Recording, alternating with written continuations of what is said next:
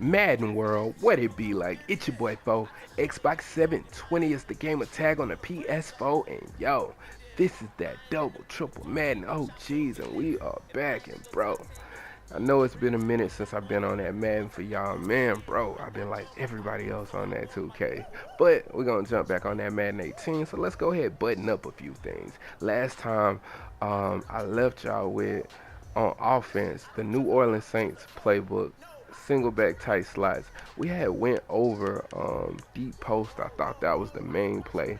That's the base to the scheme. All right, that's the one you're gonna run a lot of. We went over bench switch and also mesh, but honestly, you can run HB will. I know I had some requests for that. I don't like that play as much as I have in years past. Let's do something else besides 3-4. I know y'all see me running that a lot. Let's put a lot of coverage on the field. Let's go like 1-4-6 or something crazy. Put my player on the line. So, all right, yeah. So honestly, this play this year is, it's all right. I don't necessarily like it as much as I have in past Maddens because you can't motion the inside slot receiver to the same side like the outside like you could in years past, making it a dominant play. And also the zones play very good this year, but we can have some success with this play. I like to run it in a couple of different variations. Now, of course, you know this formation is symmetrical. Y'all have the advantage of seeing from my vantage point, so y'all can see the play art, but my opponent can't see any of this while I'm doing it. So I could flip this play and they couldn't tell. Now, what that also provides me is a way to go ahead and like motion this player. You may think I'm doing one thing like that, or you know, I could flip it and then run it to the other side. You know what I mean? So as a result, I could have two separate variations. Like I could actually motion the post route to the outside, and you may think I just flipped the play, and I'm still running the post to the inside. I just flipped it to the opposite side. So that's the great part about this, that even when you motion a player, it still is confusing to your opponent if you're not being predictable. Know what I mean? Which is extremely important that you don't be predictable. Now, the way that I really like to run this play is I like to streak the the outside circle receiver, which I think is B on Xbox, and then I'll basically block this player. So that's the way that I like to run this play pretty much all the time when I'm running it. The first thing that we see that's gonna happen against the cover four is, and I'll show you. Jason Witten is extremely important to this play. One, because he creates a high-low in two separate parts of the field for us. So right here, he's gonna create a high-low. If I waited it out, he create a high-low between him and Beasley. So in the middle of the field, he creates a high-low, brings down the hook zone for me so I can throw this route. I'm also sending this player on a streak so I can try to get the top off of the defense. But as you can see, boom,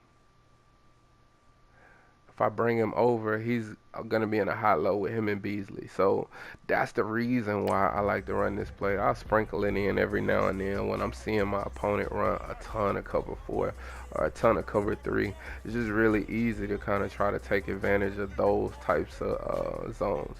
So now we'll go ahead and go with it again. As you'll see right here on a cover four, if they decide to keep the quarter flat on the field, then we're gonna be able to throw like that. Now they may try to trick you, bro, and go to cloud flats. Cloud flats, the way that I set this up, that's how most people run their cover four. So we'll just show you that real quick.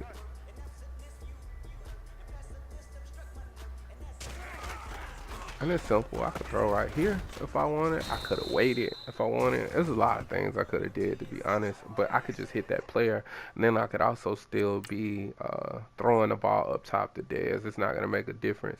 But I just waited, and and through to him. So you can still throw right there. It just depends on what you want to do. It's really, really easy. And that's the reason why I wanted to go ahead and show this play. Because this is a simple play, bro. It's not like rocket science or anything like that. It just makes it really easy to just mix in. As you can see, it's going to work against a cover 3 as well. So we'll go ahead and call out cover 3 right here. And then as you can see, it's still gonna work, no different. We're still gonna be able to throw that pass. We'll go ahead and call cover 3 again. As you see, we got curl flats out there now.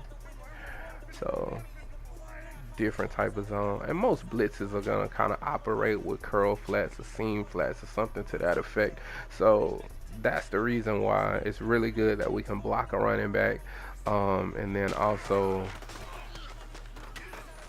as you can see here, boom, we're able to get downfield. And I started tiptoeing, but I probably could have got way more yards out of that. But as you can see, man, it's still working. So we're able to kind of get open some too. And if they run this, because I know this is a popular way to go, it's the same thing, bro. Nothing I'm showing you is going to be any different with this setup. This setup is good because you can kind of like just keep it true. I mean, you don't really have to change too much. If you want, you can throw low. Look how much space he gets now because of how the cloud flat is playing. Um, it's easy. Now we'll go to a cover 2. And bro, against a cover 2, this is what I talked about where you want to change up some. I would streak this player and actually move this player over. That's what I would do. It just makes the most sense. You'll have the most success with it if you do it this way.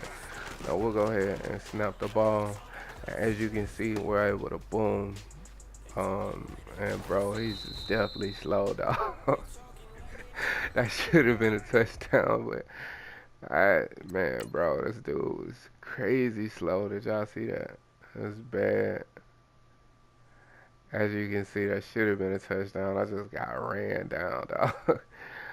um, that's the reason why I like to run this against like a cover 2. So we'll call cover 2 again. Try to get us a baseline going on here. Because you got 2 different ways to run it against a baseline and a non-baseline. So that was a non-baseline style look. And then you have baseline looks that you have as well.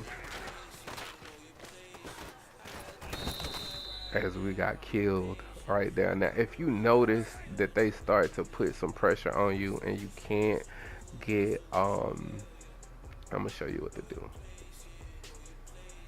And the outside player is coming in and you can't get that wheel route to really work out the way you want it to work out. What I recommend is you go ahead and block the running back, and then you can put this guy on like either a whip route or you can put him on an out route. Alright, that would be what I would do. Now we're gonna go with the baseline look again.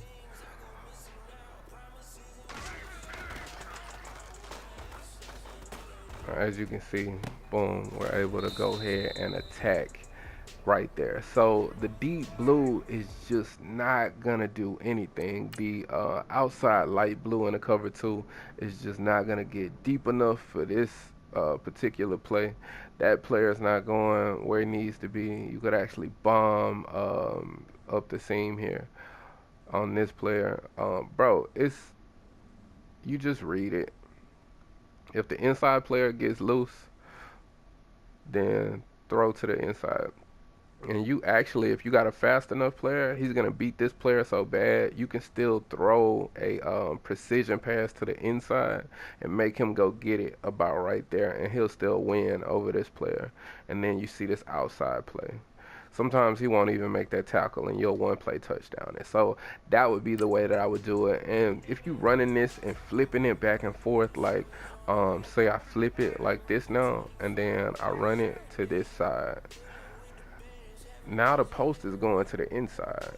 You see what I mean? So that's the beauty of this particular play, is that I'm able to do both things. Now I just flipped it, so they can't tell which way you're going with what. And that's the reason why I like the setup.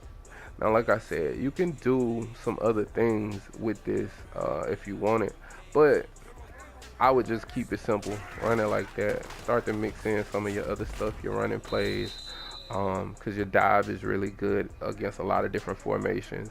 Also remember that your mesh play, always block the running back on your mesh.